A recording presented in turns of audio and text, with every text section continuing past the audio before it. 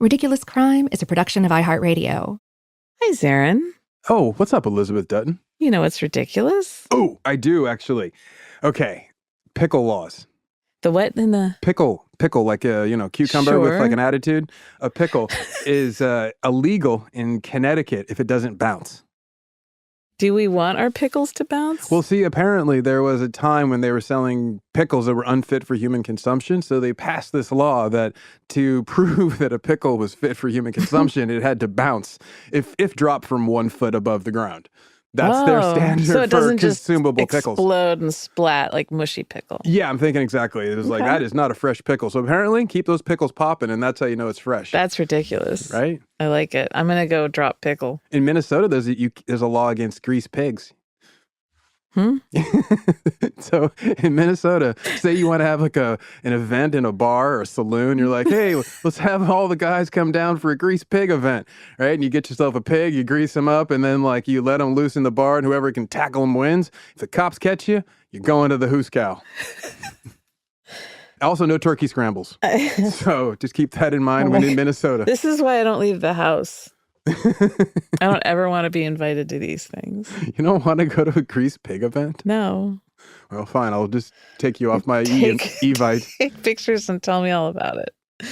That's ridiculous. Thank you. You want to know what else is ridiculous? I always do. The stories and tips and just general awesomeness that we get from our listeners via Instagram, Twitter, email, and then whatever that talkback thing is on the iHeart app. Oh, I love our listeners. They have great messages, emails, really smart folks. They're amazing, and I'm about to unleash some today. Oh, yeah.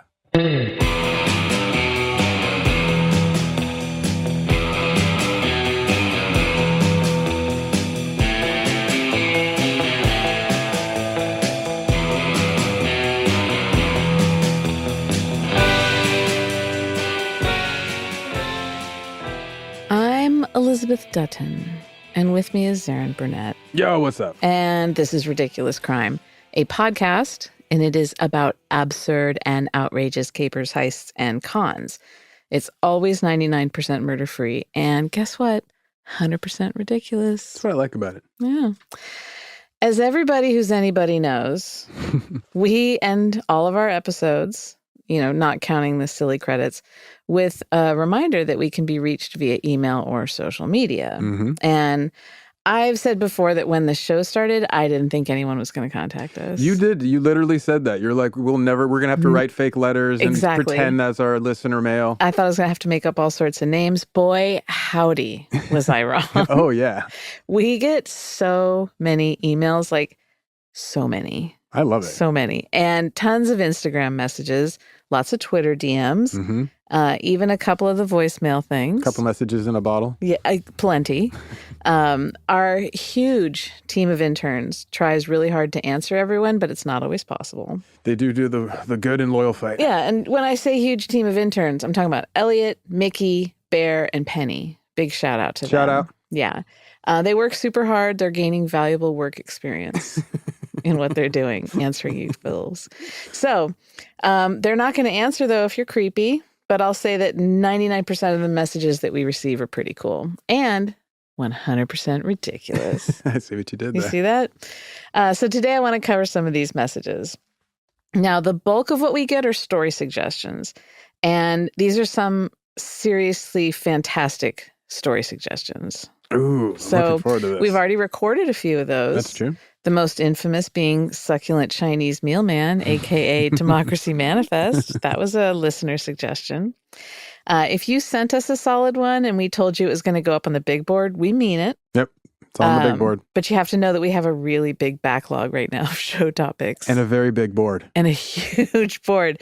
So our cup of note cards runneth over. True. We get a lot of informational emails.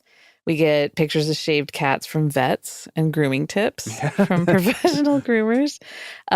Photos of places that have been mentioned. A lot of Soapy Smith photo stuff. That was a cool one. Yeah, the pictures of the Crocs.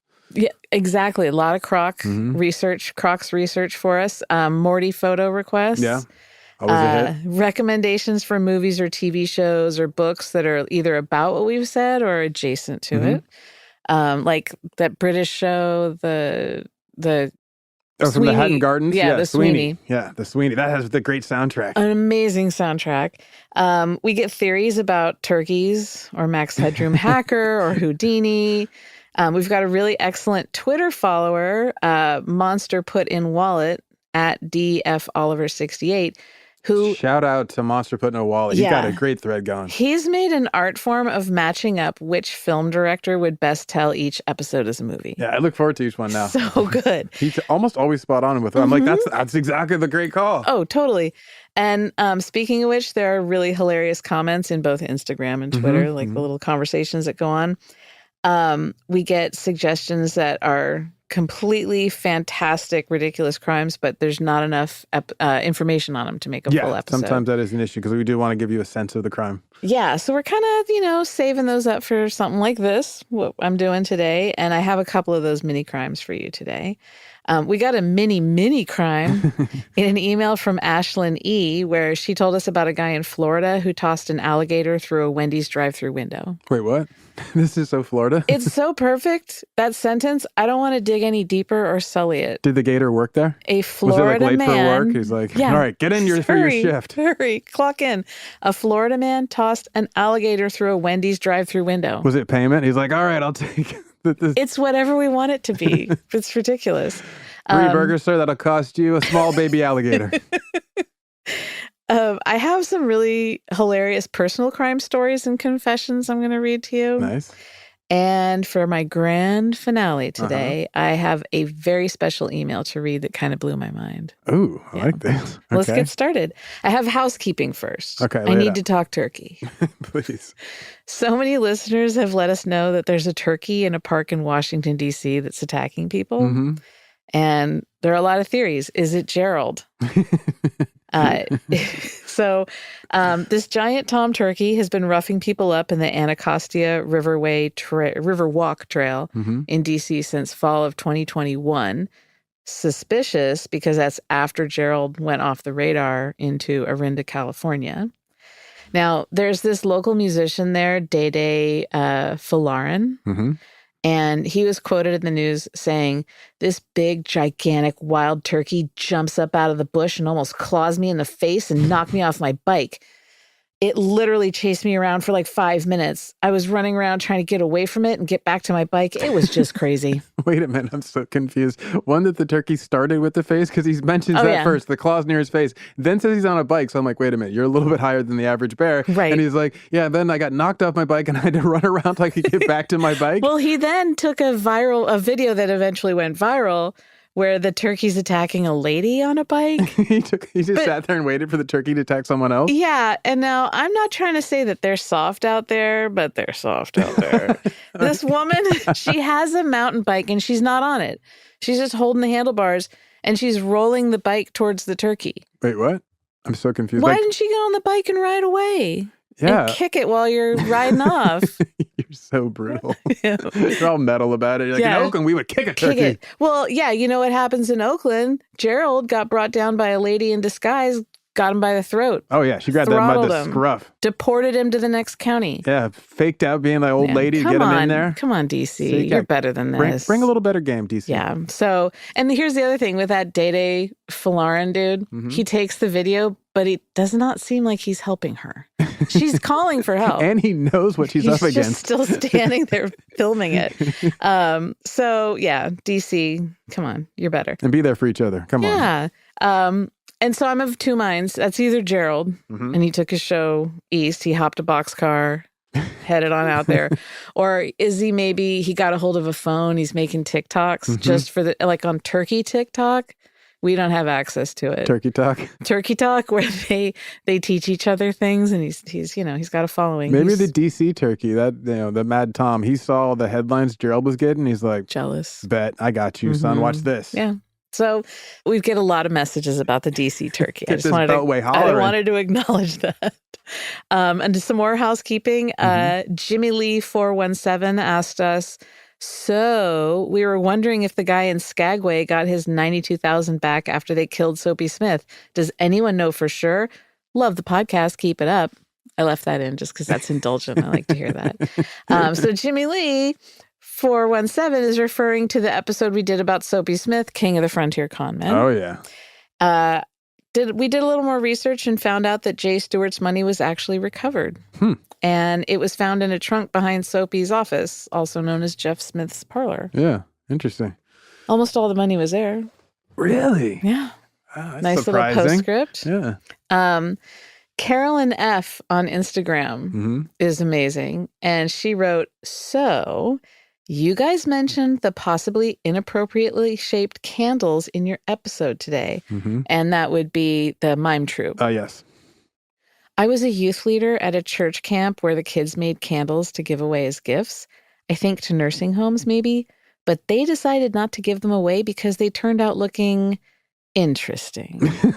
It is a tubular problem. The photos she included are hilarious, and I will not be posting them on Instagram. They're that suggestive? Oh, use your filthy imagination. It's just like pretty much a hand molded. Completely. It's so gnarly. And so I can they're not understand. beeswax candles? No, I can understand why they're not handing them out to the old folks. Maybe they should have handed them out to the old folks. The old folks have seen a lot in their lives. And they may need a little, you know? I have 2 quick notes from some younger readers, listeners. They read, but they're listening to us. Gregory J., he wanted us to know that he and his little brother had a great-great-grandma who made bathtub gin in her house during Prohibition and never got caught. And he wants a shout out, and here it is. Busting out grandma. He's selling out grandma. Good job. And then Nico C. in Qatar. Is it Qatar or Qatar? Qatar is the last one I heard that I thought was appropriate or correct. He told us about a guy who tried to buy $476 worth of stuff at a Walmart in North Carolina using $1 million bill from a Monopoly game. Did it work? Sure. I don't know. No, it didn't.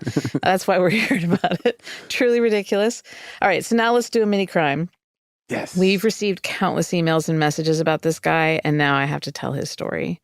Zaron, I want you to picture it. Should I close my eyes? Yes, please. My eyes are closed. August 2007, Ashland, Kentucky. It's a sultry evening. The bugs are buzzing, the frogs croaking, and the whole whatnots. A man named Casey, not to be confused with Casey Kasem, enters the Shamrock Liquors on 13th Street in Ashland. Did you know that liquor store has a drive-thru? No, but in the South, they have a lot of these drive-thru liquor stores and the daiquiri shacks in New Orleans. Right. The South is just wild, but then you can't drink on Sundays. So it's like, so which way do you want it? It all balances out. You go a little heavy during the week and then you lighten up. So Casey, he walks in through the front door, doesn't hit the drive-thru. What makes him a little different from the other customers is that his face was covered in duct tape.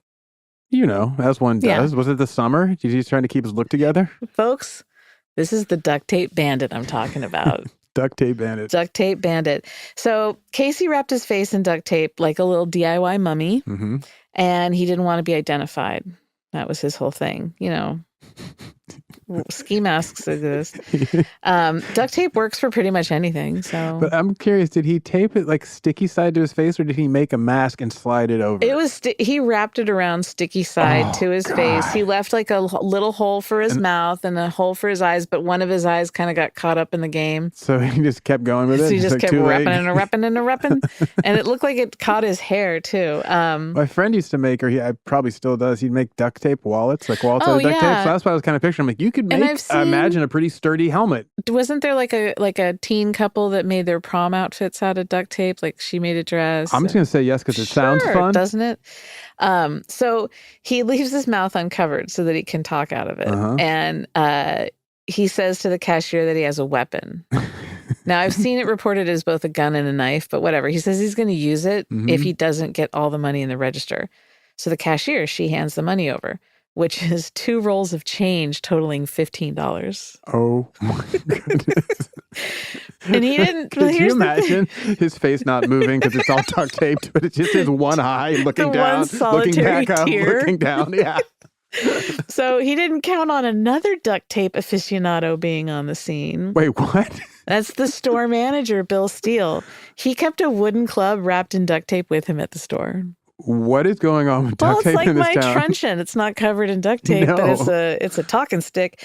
Those things mean business, right? So he chases duct tape bandit, Casey, off. And then another store employee named Craig Miller, he tackles the duct tape bandit out in the parking lot. I got to get that $15 back. Someone's got to do laundry. And then holds him in a chokehold until the cops show up. And I guess the bandit also, this is my favorite, he had a T-shirt pulled up around his head during the stick-up. And Miller said that he looked like Cornholio from Beavis and Butthead. Oh, man. It's just such a mess. I've seen pictures of his arrest, and the guys tuned him up. Yeah. He's bloody. Oh, man. He had a busted lip. But they said that he was sweating so badly that the duct tape just like easily slipped off his face. Well, I'm never going to steal $15 in Ashland. It's not worth it. So that's ridiculous. But then he had to go sprinkle some little ridiculous dust on top of that. Yeah. He has a serious lack of judgment, as we can tell. Loves bad choices. Did he try to rob the cop who arrested him? No, he gave a jailhouse interview. Oh, no. Right? If you do that, it means you either have no attorney or a really crappy one. Or you are your own attorney. Right. Which is what you said the second one. Yeah. Never give a jailhouse interview. His rant went viral, I guess. People made rap remixes. The kids did. He said, "Look at me. Do I look like a duct tape bandit, baby? I'm not no duct tape bandit." Oh, I can already hear the bars. I know, it's amazing. There. I'll post the video on Instagram. It's amazing. So he pleads guilty. He was on parole then for a 2001 robbery charge when he pulled this stuff. Of course. He had warrants. So he had to do that time too. And then he gets out, commits more robberies. He's still locked up right now. If you look him up, it comes up on the Kentucky Department of Corrections thing. Yeah. So his expected release date is 2028. Ooh. And he's up for parole in 2025. Fingers crossed. Fingers crossed. So that should settle the dozens and dozens of Duct Tape Bandit episode requests. There he is. Fully ridiculous. He doesn't earn his place in the pantheon of full episode, but here he is. So let's really dig in here and enjoy some ads. You ready? Ooh. And when we come back, I'm going to share stuff that is right from the listeners. Cool. Let me cool down my ears and get ready.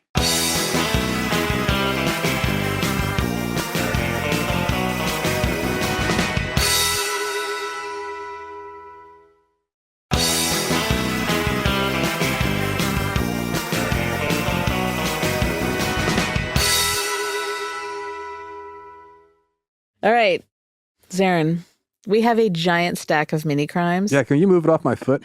I'm going to have to get to those in later episodes because there's so many of them. But what I want to do now is read you some of the hysterical stories that we got from listeners. Yes. Their own stories. These people know how to weave tales. Ooh. I am going to start with Tiffany E. I'm giving everyone just their last initials so that we're not... I'm just going to pretend she's Sheila E.'s sister. She is. This is music related. That makes sense. So Tiffany E., she emailed us this gem. That's quite a tongue twister. It was. And so I'll just read what she said. Here we go. All right. So the year was 2008. I was an operations manager at a guitar center. I was 24, and somehow I was in charge of the whole back-end operation of a massive store and warehouse. Makes sense. I was sitting at home on my precious day off, and my phone rang. My guitar department head had a story to tell, and it was a wild one. Our guitar wall was set up kind of in order of most expensive guitars all being near the front registers, with some even being behind the register, with the values lowering as you went down the wall towards the back of the store where the people were less visible. I got you. The store was busy, and the employees were all helping customers. So this is like the picture it part. Mm-hmm. Yeah, totally. I'm into it. One of the employees noticed a woman who was holding two guitars.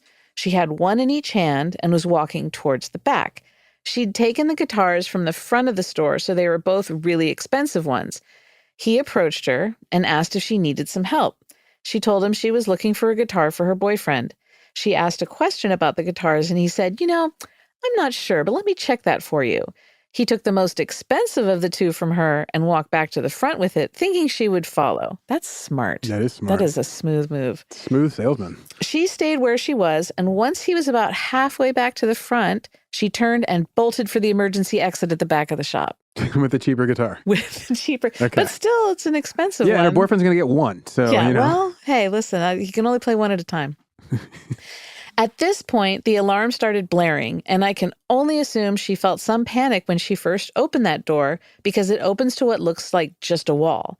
Then you turned, and there's a hallway that bends a few times before you make it outside. My employee took chase and reached the back door just in time to see a car speeding off. He tried to follow to get a plate number, but they rounded the corner before he could get a good look. I drove over to the store, and we filed a police report. Now, are we guessing that the boyfriend was the getaway driver? Oh, he had to be. So he sends her in to steal him guitars. I mean, maybe if he wants the guitar, she should be the getaway driver. Maybe he thought that she would be less conspicuous, that like she looks... I'm not buying that. He's lazy. Yeah, I'm thinking, like, look, man, you got a good chance of being able to fight your way out, too. This guy's been going into the shop for a couple weeks, like noodling on these. Yeah. Mm-hmm. So they've clocked him. She should, he's a coward. I commended him for getting one guitar away from her, but we were definitely bummed she took off with the other one. It was a Gibson Les Paul, and it cost about $2,500. Nice, good guitars. So nice. Those are heavy, too. Oh, yeah. We were pretty sure we'd never see it again, and I was really bummed because each store had a cap on what was a, quote, reasonable amount of theft that was basically allowed to occur from a store per year before the management's bonus started to disappear for the year. That basically busted the cap and meant I was going to lose my bonus. We spent the week calling pawn shops and losing hope. Oof. That sucks. Yeah, I've had to call around looking for guitars at pawn shops. Good luck. Right? A few weeks later, during our morning meeting, one of my guitar guys got a call from his brother. He said, I think I found y'all's guitar on Craigslist. Ooh, that's a good place there to it look. Is. That's super smart. We all piled into my office and crowded around the computer screen and looked at the ad. I can see this. Face is all lit by the screen. There it was. It was almost certainly our guitar. It even still had all the tags still hanging on it. Guitars never leave the store with all that stuff hanging on them. We needed a plan. My guitar floor manager, Johnny, hadn't been working the day of the theft either. So we started working on our mastermind plan. He called the number on the ad and a man answered. He told him, man, I just got my tax return and that guitar is so sick. I need it. Is it still available? The guy says it is. Johnny asks if it has a case. The man says it doesn't, but he can throw in a gig bag with it. Super red flag. A brand new guitar like this will always have a hard shell case. This nice guy, though, he's going to do us a solid and give us a cheap $10 soft guitar bag so Johnny can put the $2,600 guitar in something. The guitar was listed on Craigslist for $2,500. Johnny asked if he could give him $2,300. He said he only had $2,300 cash and he could meet up right now if the guy was free. He just kept saying, man, I really need this guitar. Just so smart. Go on, Johnny. So the guy agreed and said they could meet at this Shell gas station in about an hour. This was happening. All systems are go.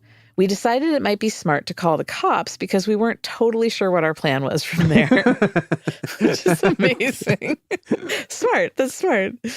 The cops were surprisingly cool with this plan and said they'd meet them at the gas station. So the cops are like, go do the undercover work for us. Thanks, guys. They said they'd park across the street, kind of out of view. Now we had a whole sting going. Tensions were high. Everyone was on edge. We sent Johnny out to do the deed. Do that deed, Johnny. I wish I worked at this store. It sounds awesome. They do sound like a fun crew. Johnny gets there and is waiting outside of his car when the guy comes walking down the street with this gig bag. He's like, oh, wow, hi, I'm the one who called you. I'm so excited to see the guitar. The guy seems excited too. He opens the bag and looks at the guitar. He checks it out a bit, looks at the serial number, and it's our missing guitar.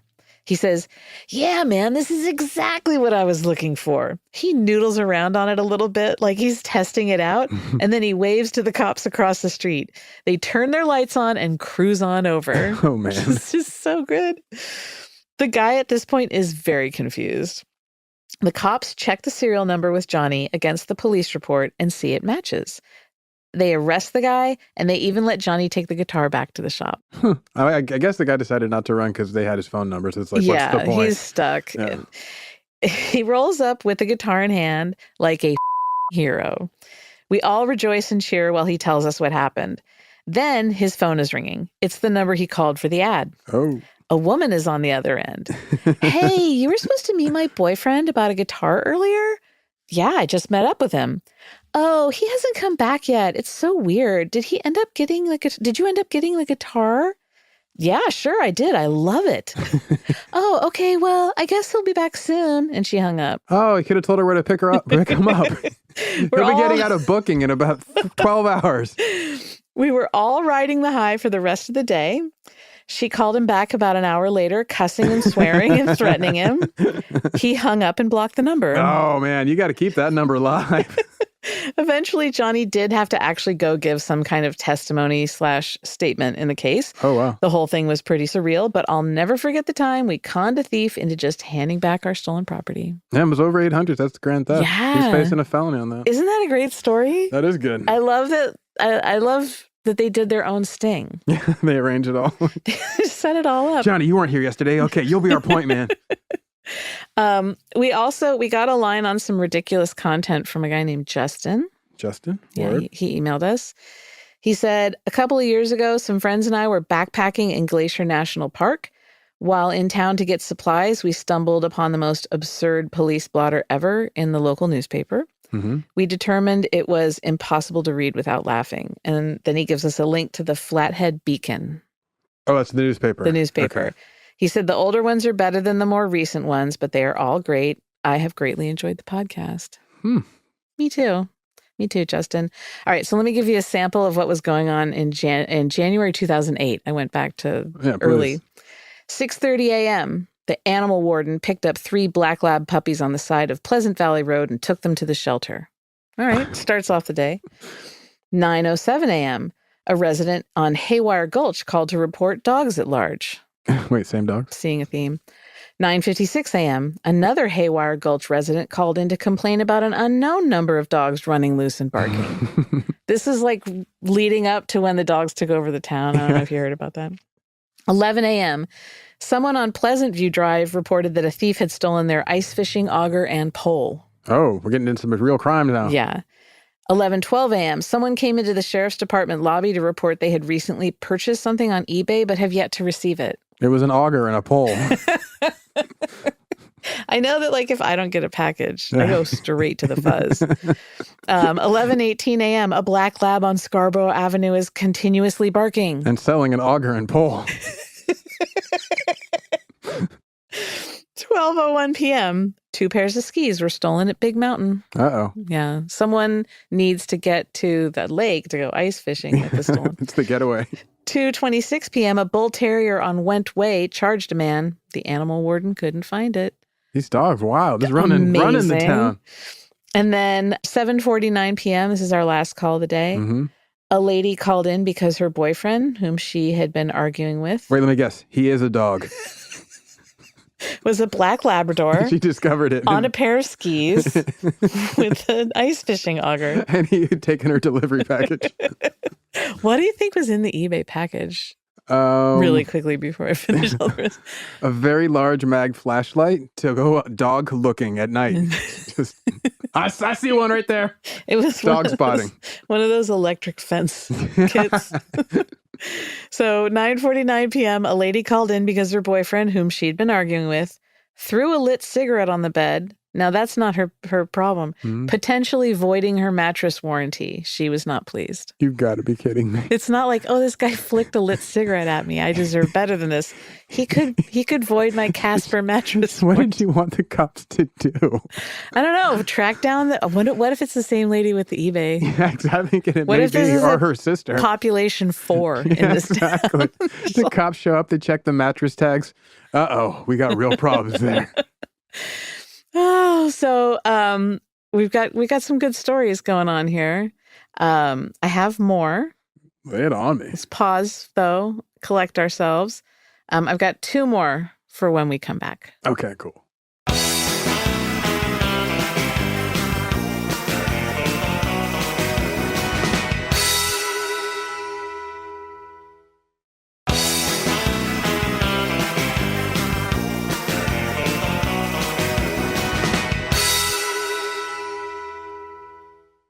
All right. So, Zaron, we've heard about Gerald number 2. Mm-hmm. We've heard about the duct tape bandit, guitar store hijinks, weird police blotter. Yep. Now for our final 2 of the episode. Hit me with them. Okay. We got an email from Greg. Mm-hmm. Now, Greg is a really good writer, and he tells a mean story. Here's what he had to say. Love the show. From cruising Fieri's Lambo to a succulent Chinese meal to eating lake cow bacon in the garage with stolen retired Disney animatronics sharing the couch. I've been with y'all from the outset. Nice. This guy's laying it down. Like he's giving his bona fides here. Every time y'all get to the end of the show and mention keying you in on ridiculous crimes to share with the world, I spend the next hour racking my brain. There's got to be something I've seen, heard, gotten away with that's worthy of a hat tip. And every time I come up empty. There's always tomorrow. We do. We get emails like this a lot of people, just short ones that are like, hey, I wish listen, I'd done some crimes. I'm going to keep looking. I don't have anything. It's like a little status update, and I enjoy that. That is true. That is kind of cool. So he continues. I do, however, have a couple other stories that come to mind off the same prompt each week. Short and sweet, they're nothing to research and not near long enough to hold an entire show, but they'd be great fodder for a mixtape. Remember mixtapes before they called them playlists and you could hear the last few seconds of the DJ's intro? That's my era, friends. I love mixtapes. I'm not even sure the second one would be considered a crime, but it definitely brushes with crime. I love this guy. I love the crime adjacency. So the first one he titles The Predicament Perpetuated on a Proprietor by a Perpetrator. I had a great uncle, great in a couple senses. This was my grandfather's brother, who spent one of his 9+ lives as owner of a local bar here in the area. Some sucker, clearly uneducated on who owned the establishment or on said proprietor's reputation, came in one day, stuck a knife across the counter, and proceeded to demand, quote, everything in the register. This prompted a swift, thorough, and necessary education about whom it was he was attempting to larcenize. This is so good. I love larcenize. Right. So Uncle, you gotta come with more than that, Joe, obliged. Grabbed the, quote, gentleman by the arm, at the end of which bore the hand which held the knife, used this grip to pull himself over the counter, landing on / tackling said perpetrator. Relieved him of his knife, Uncle, back the up Joe, proceeded to beat the living hell out of this man. Greg has got away with words. Greg is painting. Greg's doing a killer picture of this right now. In keeping with the limited details provided thus far, I will suffice the ending to its final outcome 4 blocks down the street. Police, having been directed from patrons at the bar where the onslaught ensued, arrived to find Uncle pull that again, I dare you, Joe, sitting on a fire hydrant, calmly burning off a Marlboro with a man at his feet in the fetal position, bound by his own belt. Oh, wow. He hogtied the dude? He hogtied this man and left him 4 blocks down from the bar. And then took a smoke break. Yeah. Hey, listen. Smoke him if you got him, guys. Sitting on a fire hydrant. Afternoon, Joe. Exciting day. Hey, Ben, why don't y'all stop in for a pint? There's a great deal of detail left out. I would be happy to fill in if you'd like the Ken Burns edition, though still a short story. But you get the point. It's good stuff. It is good stuff. That is incredible. I want to know where the bar is and if we can go. A very special field trip. Okay, his next one is America's Most, What Do You Weigh Anyway? Oh. Yeah. While vacationing at a campground in Pensacola Beach, Florida, we returned from whatever excursion the day held to find 3 to 4 sheriff's deputies with cruisers parked at and around our camper, lights blazing. My dad, never afraid of confrontation, bellies out of the trusty family minivan directly to the door of the camper, keys at the ready. Then, almost as an afterthought, turns to an officer and says, "Is there something we can help you with?" This is a family of cool customers. Seriously. Ice cold with the blood. Ice cold. Officers by this time had converged on the van, mostly passenger side, where my sister, brother, my mother, and myself sat frozen, despite the 95-degree heat and our being enclosed in a parked car.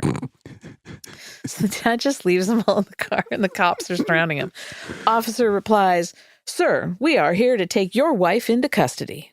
Oh, nice. Yeah, Greg's mom's going down. Dad, straining to look back to his beloved bride. "How'd you manage to get their attention? You've been with us all day." Total clown. I love this. Mom, unamused. Again, several details, 86 for brevity, he says. Officer 2, power stance, one hand on his still holstered sidearm. Ma'am, please step out of the vehicle. Oh, getting intense. Yeah. Dad, you guys are serious? Sure, Dad, this is just fun they have with tourists. Back to Mom, now standing near the van with her attending officer frantic on a radio in the closest cruiser. Dad says, I told you that gift shop had surveillance. I can see where Greg gets it. Uh-huh. Classy, Dad. I don't think they're here for jokes. Officer 2 to fellow officer. Sir, I think we're interrupting these people's day. Let's be on our way. She doesn't match the description. Dad, what description is that? What exactly are you guys here for? Officer proceeds to explain. Last night on America's Most Wanted, they did an expose on a woman headed south along the eastern seaboard fleeing authorities. Someone from here in the campground called into the tip line stating that she was spotted here on site. I'm afraid they were mistaken, though. Your wife is clearly no match for the description we were given. What is the description? That's exactly what his dad said. What's the description? Officer, this woman is said to be, and Greg inserts, I am not making this up, between 350 to 400 pounds and stands 5 foot 2 inches tall with brown hair. Okay. Yeah. Dad, looking back at my mom, at 5 foot 6 inches with brown hair, probably weighing in at 102 at the heart of the Christmas season. Christmas season. Such a good description. So that's kind of a mismatch. I'm hearing it. He said, so the dad says, yeah, I could almost see that, but my wife's going to have at least an inch or two on her. Smooth, Dad, dripping with class. Long story short, the big old suspect they were looking for on suspicion of multiple murders was at the site directly next to us. So she was there, though. She was there. We actually freaking laid eyes on the woman. Dad was right. Do you think the tipster just got the lot number wrong? She's like, yeah, they're in lot They're over 7. Over yonder. So he says, Dad was right. I think Mom is a bit taller. These two. This poor Mom. Point being, these are just a couple of laughs for the campfire. I could just imagine y'all's listener base can probably come through with a solid batch of content. Thought it might be fun if y'all had a listener stories episode now and then. Thanks for taking a minute, and thanks for the show. I'm going to keep poking around these Ozarks. There's a lot of crazy happenings around here, from the hillbillies in the holler, clear up to one John Gotti's stint at the Fed Med prison in Springfield. We'll dig something up. Greg. Stay on the beat, Greg. Greg Thank you for is the letter. the one who he cemented our need for listener stories with that one. Okay, well, then a double thank you, Greg. So Greg weaves a lovely tale. This is sort of, I see it this way, like when we get these stories, this is like our virtual barroom chatter. So like if we were just all hanging out with listeners somewhere and, telling tales, they get to tell them and then we can share them with everyone else. I like that. There are a lot of really cool emails in which people tell us their stories. I'm trying to figure out how we can share some of those in a way that does a lot of them proper service. What do you mean? Well, there's some really insightful and funny and fascinating ones, but they're sort of intricate and long. And I got to figure out how we can present these to people that is, in a way too that does enough justice to the story itself. So if you've sent us some of those, extendo stories, like please know we're working on that. But to close us out today, you got one more? I have one more, and I want to provide an incredible end to this episode and to a previous one. Oh, and you got a double. I give you Charlotte C. She writes, "Hey, Elizabeth Dutton. Hey, Zaron Burnett. Hey, Charlotte C. Do you know what's ridiculous? After listening to your podcast on Sir Francis Drake, I have found a framed replica of the fake Californian brass Drake's plate in the UK. Yes. Break this down for a second. So, a framed replica of the hoax plate. Yeah. So she found a copy of the hoax, but in the original, like in England, where it's like, oh, look at Sir Francis Drake and what he has done going around the world. Yeah. Yes. So she continues, I work in the Royal Navy, who are unsurprisingly big fans of old Drake. So much so that the naval base where I work is called HMS Drake. In the officer's mess of HMS Drake where I live, I noticed the frame plate on the wall and recognized it from your podcast. Pictures attached. Those are going up. There's also a framed bit of history outlining the journey of the Golden Hind and Drake's plate. It says the Drake Navigators Guild of Point Reyes, California, presented the replica fake plate, now hanging on the wall, to the mess in 1954. I'm pretty sure it hasn't moved since then, and no one has any idea that the real thing the replica is made from is actually a hoax. I love this. I mean, it's decades before they would have had that truth be revealed, so probably just no one went back and said, you know what we need to do is update this wall. Hey, can I get that back? I need to polish it. She says, I'm not going to tell them. I love this. Love how far the hoax has gone and for how long. Ridiculous. Straight up. Loving your work, Charlotte from the UK. Thank you, Charlotte. I cannot believe this. So the Clampers, who reached out to us, by the way. Yeah, they were super cool. They're fascinating, super nice. They do a lot of really good work. Like, Remember we were saying that with the plaques, works. but then we learned about the charity work they do. Yeah, and they kind of just, if they see someone who needs, it doesn't have to be outward, like organized charity work. If someone needs something, they just try to do good in the community. Yeah, it's interesting. So shout out to the Clampers on that. Big shout out. So the Clampers made the fake plate because they're silly geese. Yeah. And the Drake Navigators Guild, which still exists, by the way. Really? Yeah, they facilitate lots of really interesting historical lectures and stuff like that. Oh, okay. Up in the Point Reyes area. So the Drake Navigators Guild, they made a replica of the hoax, passed it off to none other than the Royal Navy. That's amazing. This is like hoax on hoax on. This is hoax inception. And it's hanging there today. I'm not going to tell the Navigator Guild. No, but if she's not telling the Navy. No, we should go there and take a picture with it, though. I think so. Well, and she's got pictures. They're amazing. Listeners, this is our ridiculous secret now. Shh, don't break the secret. Zaron, what's your ridiculous takeaway today? My ridiculous takeaway is duct tape, not the all-around tool I once thought it was. Apparently can't use it to rob banks, so got that one sorted out. My other ridiculous takeaway is our fans and listeners are double, triple dope. Like, I'm really into their stories, so that was like ridiculous to find out that they are great storytellers and are, now I'm sitting there hoping I'm telling them stories that they're enjoying because they're damn good storytellers. They're so good. I've said it before. I'm really overwhelmed at how wonderful our listeners are. We get really intelligent, funny, insightful messages all day long. Some are just really lovely notes to tell us how much they like the show or how we make their work days easier, which I really enjoy seeing. That's a major compliment if we can make someone's work easier. The notes really mean a lot to us, I'd say. And one of the things that kind of strikes me is that no one's mean to us. Yeah, that is true. Except for occasionally in the Apple podcast reviews. But aside from that. Well, ignore that. That's just, that's anonymous meanness. Exactly. The people who contact us, they get what we're trying to do here. Like, we want to have a good time. We want to learn something, stay curious, consider history and motivations, be absurd. That's my main objective. Consider human fallibility. Yeah. And be compassionate, crack each other up, and kind of revel in the ridiculous nature of crime and the world in general. Here's the thing. We're not cracking cases, analyzing details to like assemble a dossier on a criminal case file. The world's ridiculous. If we can take a break and talk about like the good ridiculousness like we do, as opposed to, the horrific, sad, tragic ridiculousness that kind of overwhelms us sometimes. Shouting at the TV, this is ridiculous. Exactly. We don't want that kind of ridiculous. But you know what? If we can do that, I think we're going to be okay. And that's my takeaway from all this, that based on the enormous volume of incredible people who get in touch with us, we're going to be okay. Oh, I like that. Yeah. That's it for today.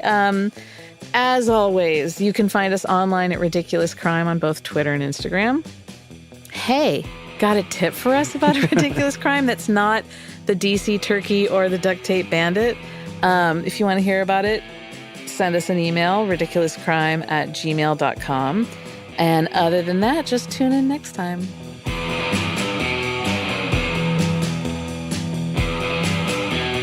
Ridiculous Crime is hosted by Elizabeth Dutton and Zaron Burnett, produced and edited by professional DM slider Dave Kustin. Research is by Marissa, per my last email, Brown. The theme song is by Thomas Vanish Mode Lee and Instagram influencer Travis Dutton. Executive producers are experimental TikTok sensations Ben Bolin and Noel Brown. Ridiculous Crime is a production of iHeartRadio. For more podcasts from iHeartRadio, visit the iHeartRadio app, Apple Podcasts, or wherever you listen to your favorite shows.